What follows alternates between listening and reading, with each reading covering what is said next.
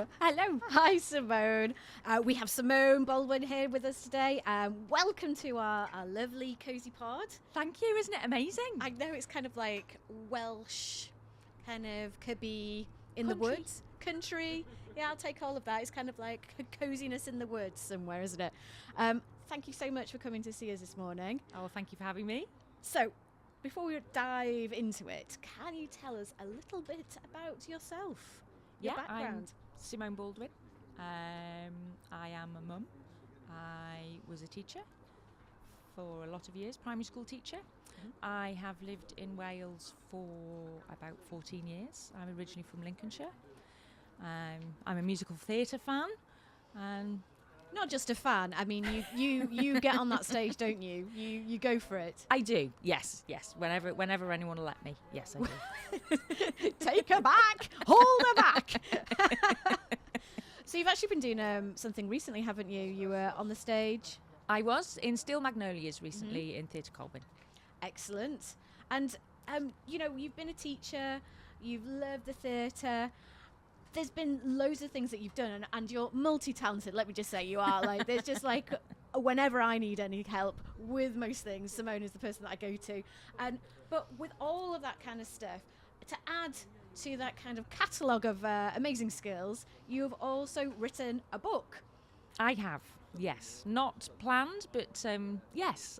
They say everyone's got a book in them, haven't they? Don't they? But I have. In 2022, I wrote a book called Mummy Has a Lump. Okay, so what prompted you to write the book? Well, in 2017, I was diagnosed with a brain tumour, vestibuloschwannoma, which was a bit of a bolt out of the blue, as often these things are. And our youngest son was 6 at the time. So it was, as I mentioned, it was a bit of a shock.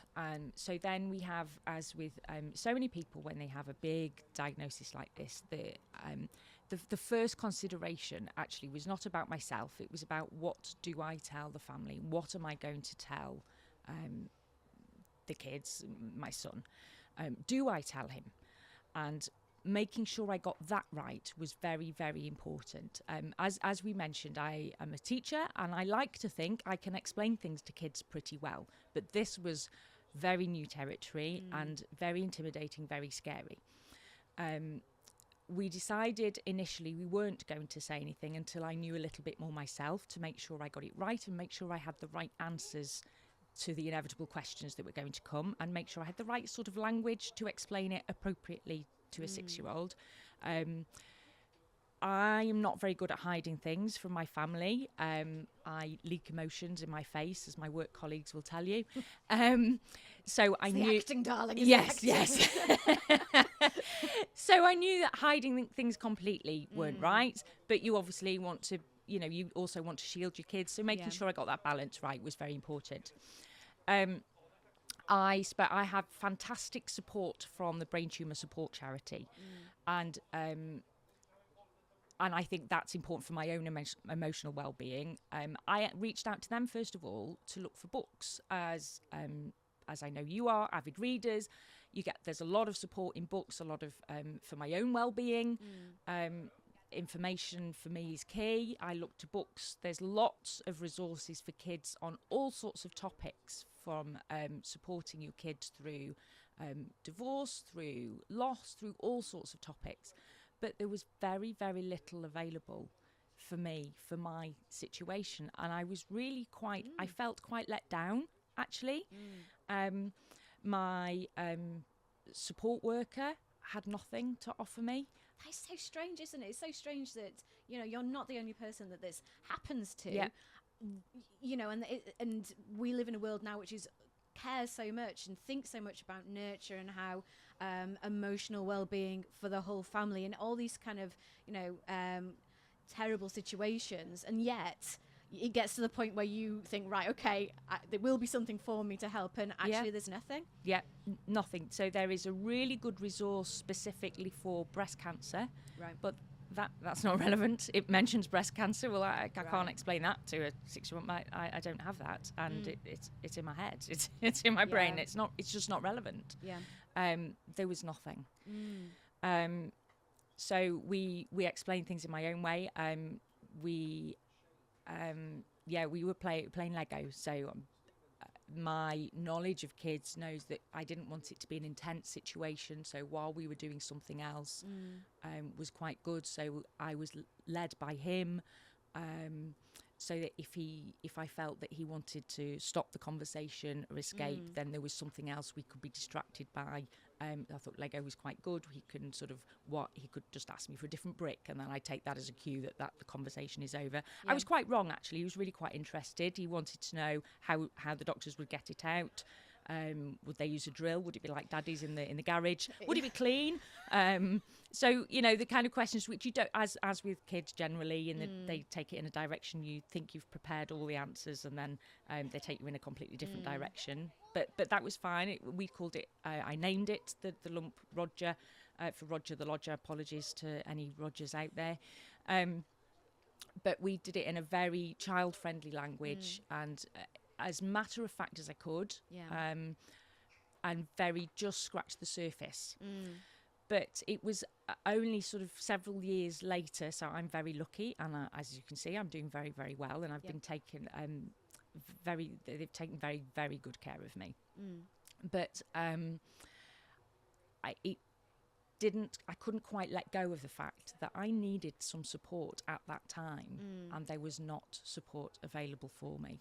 And so, 5 years later, I decided, you know what, I think I'm going to try and create something so that other families going through the similar situation aren't left with that gap that I felt existed when I needed it. And so I created Mummy Has a Lump. It's very, very gentle. It doesn't claim to have all the answers, and it's just a conversation starter that's broad enough for a very wide range of situations and experiences for the families that want to use something like I did. Yeah, and I mean, it's just like beautifully crafted, because having read it myself, it's kind of, it's not that kind of, it could very easily get into like the weeds of, then this happens and then this happens, or the kind of, I don't know, like the technical stuff that maybe would be more appropriate, like to know about if you're going in for a surgery or something. You'd have a pamphlet to explain that. This was like the emotional side of it, and kind of, as you say, like really gentle and kind of calming and sort of like nurturing without getting into the depths of it all. Yeah, everybody's experiences are so very different. Every family's so very different. So you can't cater for all of those situations and all of those experiences. So the idea is I try to create that nurturing hug, that idea of a family sitting together on a sofa, in a cutch, in a hug, in a book. And it's just to very gently tap that opening to a conversation, and then the family can choose how deep they want to go into that conversation, how much information they may choose or not choose to give at that time as they feel is appropriate. That's not my decision to make. This book is literally just to help begin that very, how on earth do you begin that conversation? That's the hardest moment, and I've been there, I know it is. And that's all this book helps to guide you through. And the fact that you're thinking about that, I just find it so like maybe brave, really, that you go through something like that, and when you're going through so much like turmoil yourself of having had a diagnosis where you don't know what's going to happen, and you have your own fears, and then you're having to kind of figure out how you're going to tell a child and make it okay, because like you might not feel okay, like you might not feel like what's going to happen, or that you can emotionally kind of put that to one side, and yet you have to do that with your son and find a way of telling him, and that is so brave. And I think to sort of like think about that, and then I can't believe it was 5 years actually, because it seemed so close together actually. I was after all that you've been through, to then go back and think, actually I think I can do this book and come up with something that's so beautiful and is, as you say, like such a starting point for people, that takes away some of that stuff that you had to go through in terms of, how do I say that, when's the right time, what do I say, what happens if I get upset, like I don't want to do that, I want to hold it together because I don't want to scare them. And I think this book, that's why I think this book is so brilliant, is that it gives you the words and the sort of scaffolding to kind of do that. And then, yes, as you say, like something can move on from there, or it could be that you read the book several times for the child to kind of start to understand it. And maybe that is as far as they need to go at that point. And it just gives you something to say without thinking, oh my gosh, if I open my mouth, I'm going to cry, or I'm going to, I'm not going to say the right thing. And it's brilliant. Tell us a little bit about the writing process, because, it is a poem.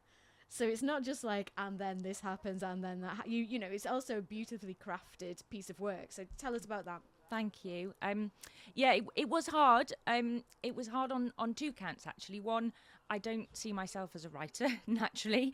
But it was tough to go back to that time of what I felt I wanted. And at that time when it was so raw. So just emotionally for me, it was quite tough. But also to think of the right words that would be appropriate for other parents. Obviously I can sort of speak for myself and what I wanted, but I'm sort of trying to think of the right words that would be appropriate for other people. And that was quite hard to get that balance right. It felt like quite a responsibility, and I know sort of putting the book out there I felt quite vulnerable actually at the time as well. But I hope, and the feedback I've had from other parents is that it is sort of gentle enough.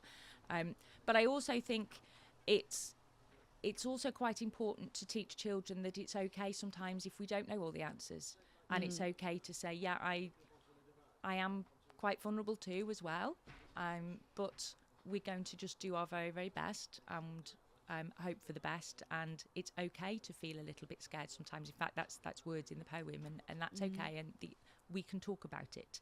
And I think that's very important. Yeah, and which is great, because I think when we were growing up, it was like, stop crying. There's no, pull yourself together. Don't show emotion.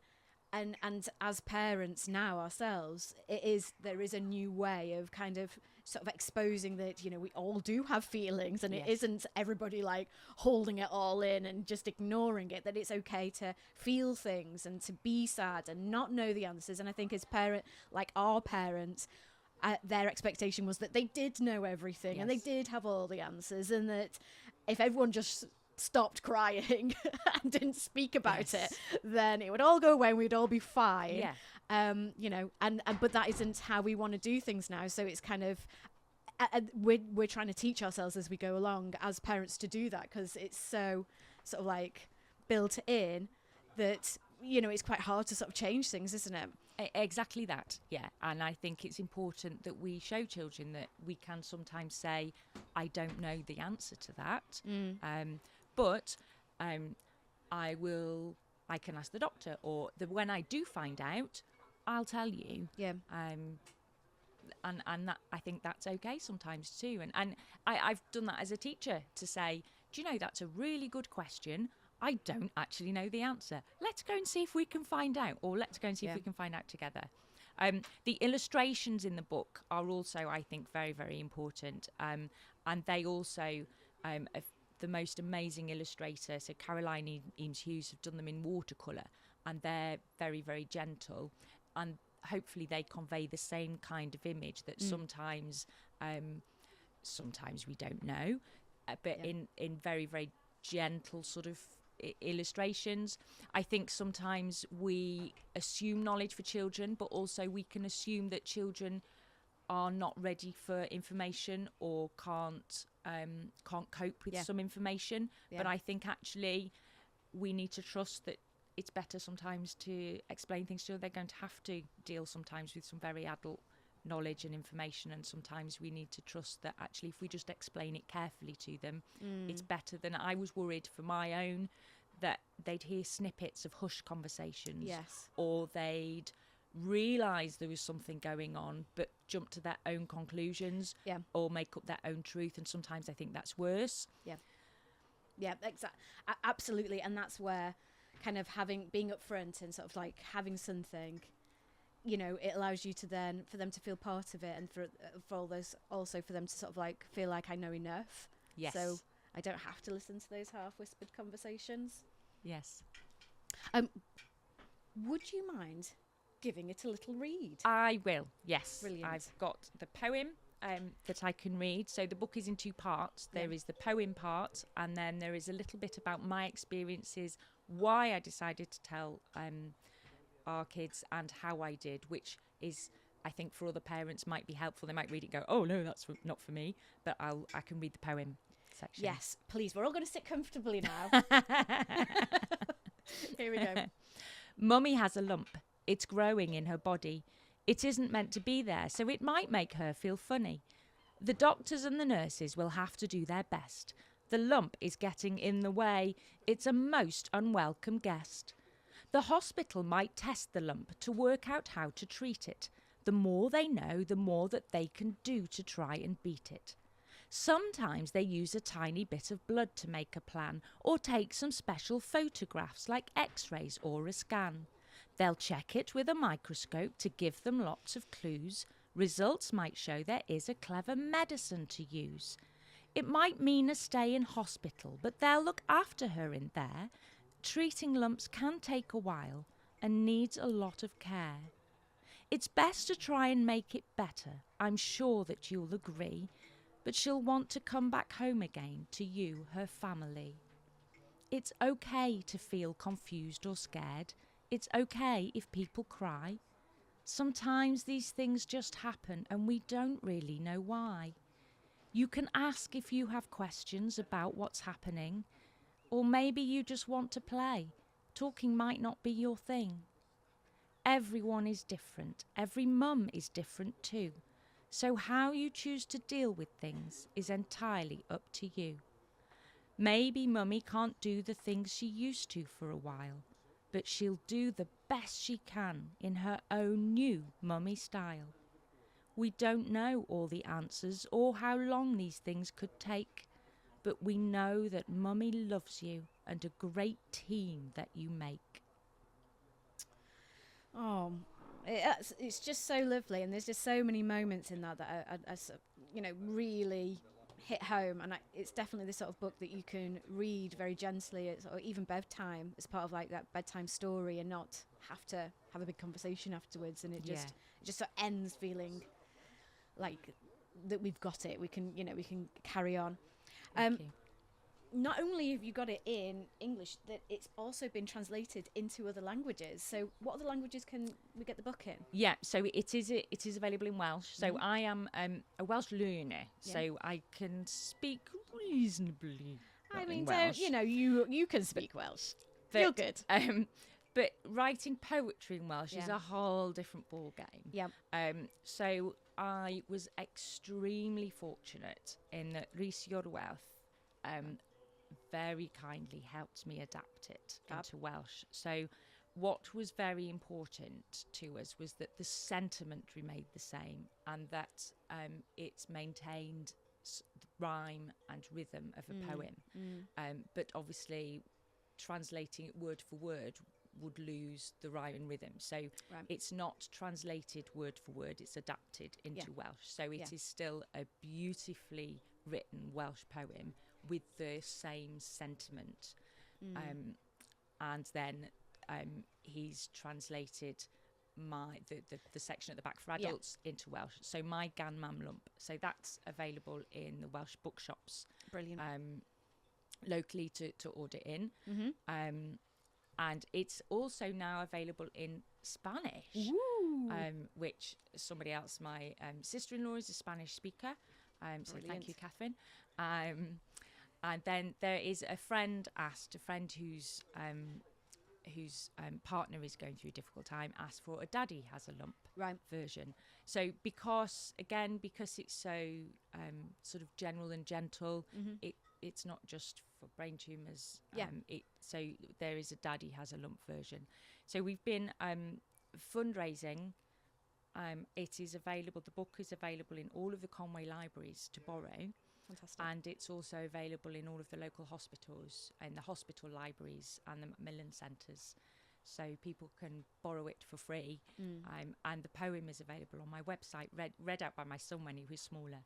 So people don't have to buy it to get hold of it and use it. Yeah, but which you was can buy important. it. You can buy it, absolutely. Where can you buy it from? You can buy it on any online bookstore. So Any all, good books. all the yes, any good bookstore online. It is available in Conway Bookstore. Great. Here. But yeah, online on any of the well-known bookstores online. I don't know. Not to be mentioned by per name, but we know who they are. Brilliant. Thank you so much for coming along to see us today, Thank you Simone. for having me. I really appreciate it. It's a brilliant book. Thank you. Take care. Thank you very much.